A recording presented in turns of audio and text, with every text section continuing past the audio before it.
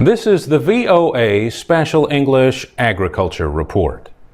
American officials have sharply reduced their expectations for this year's corn and soybean crops. Farmers in the Midwest are struggling with record heat and the worst drought in years. The United States is the world's largest producer of corn and soybeans. In August, the Agriculture Department predicted that corn production would total 10.8 billion bushels this year. That was down 17% from a prediction made just the month before. And it was down 13% from last year's level. In addition, the average yield per hectare could be the lowest in 17 years. At the same time, the government predicted that soybean production would be 12% lower than last year. The price of maize, which Americans call corn, has hit record levels. Corn is a major part of animal feed, and so the price of meat, milk, and eggs is also expected to climb. The United Nations Food and Agriculture Organization says average food prices worldwide rose 6% in July. The American drought was a big reason.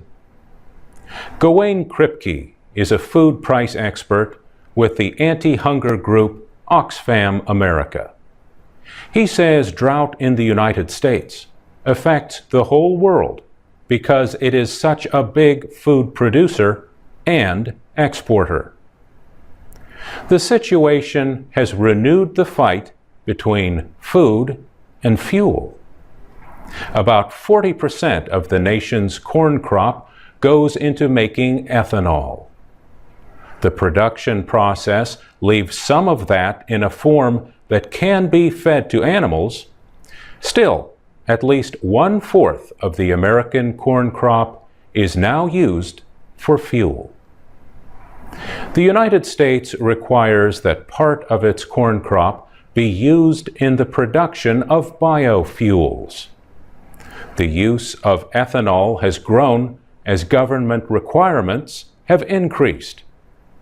But the head of the FAO, writing in the Financial Times, called for an immediate temporary suspension of that requirement. José Graciano da Silva said more of the American corn production could then be used as food or to feed animals.